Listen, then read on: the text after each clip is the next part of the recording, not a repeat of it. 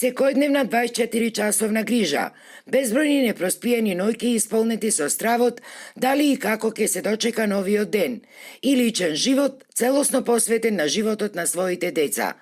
Тоа е животната борба на родителите на децата со посебни потреби, кои се погласно реагираат дека државата многу малку има слух за пеколот во кој ги фрлила судбината.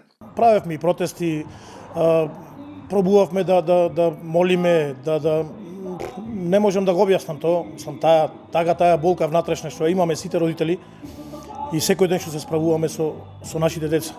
Да не слушне и владата на Република Македонија и сите тие хумани луѓе или, како да речам, добронамерни луѓе, малку од малку да ни одмалат од маките наши. Се трудевме да правиме и мислам да дадат и дневни центри и асистенти, како што велеа дека ќе дават, само тешко оди. До сега никој не нема слушнато. Значи од државата никој не нема слушнато да не викни, не одбиваја да разговараат со нас.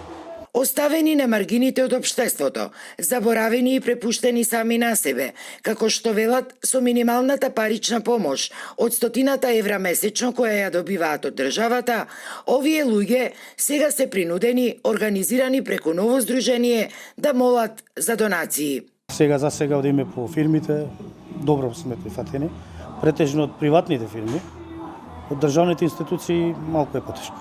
Посебниот додаток ми беше подкренет само 15%. Тоа значи од 5300 сега на прилика 6000 студена.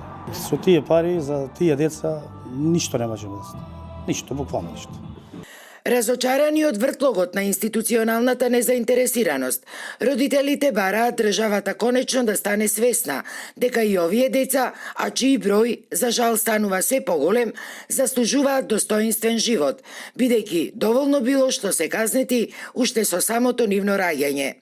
Велат, ги боли и тоа премногу ги боли, тоа што институциите на нив посветуваат внимание само на празници, главно само за сликање.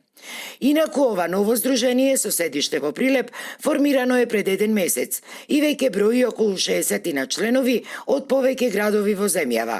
Опфаќа деца со секако вид на попречености во развојот. Нивна прва активност беше организирањето на предновогодишна забава за дечињата, обезбедена преку донации од хумани луѓе и фирми.